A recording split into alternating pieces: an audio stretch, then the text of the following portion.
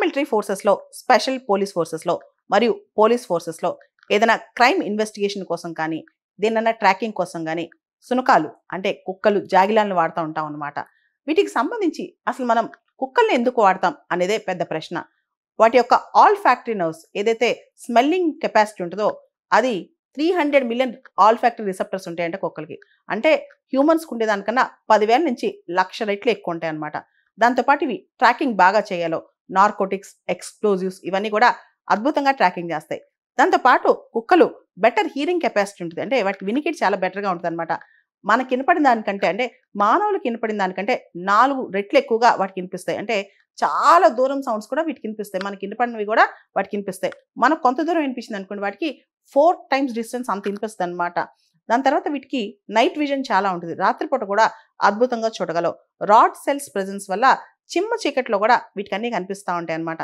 తర్వాత టేస్ట్ కానీ, స్మెల్ కానీ, హియరింగ్ కానీ అద్భుతంగా ఉంటాయి ఈ కుక్కలకి.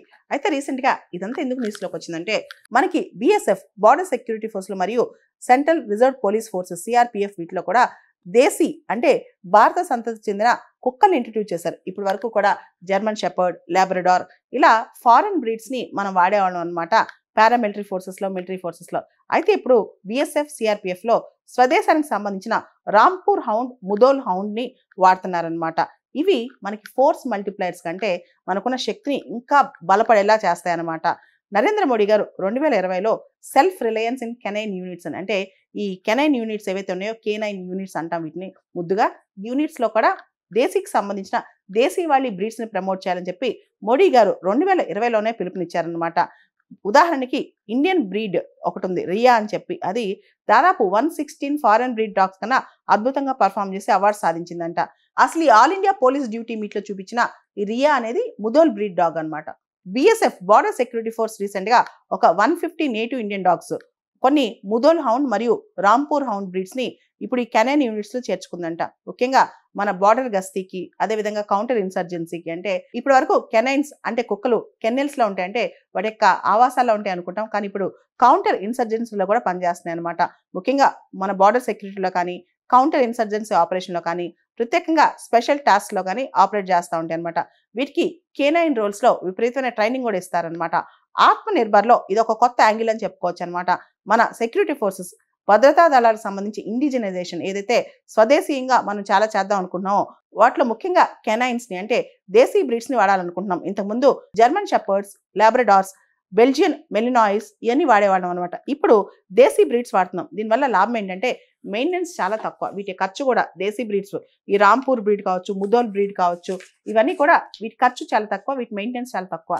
అండ్ ఇవి మన హార్ష్ క్లైమేట్లో కూడా డెజర్ట్స్ కావచ్చు, మౌంటైన్స్ కావచ్చు, జంగిల్స్ కావచ్చు, రివర్స్ కావచ్చు, అంటే మన క్లైమేట్కి ఇవి ఎక్కువ అడాప్ట్ అవుతాయి.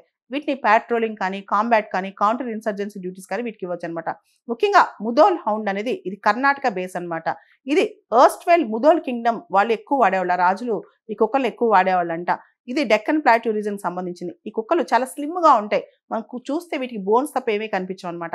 కానీ వీటి ఎండ్యూరెన్స్ చాలా ఎక్కువ, అంటే ఎంత అనేది పని చేయగలవు. వీటి విజన్ కూడా, ముదోల్ హౌండ్స్ యొక్క చూపు కూడా చాలా షార్ప్గా ఉంటుంది అనమాట.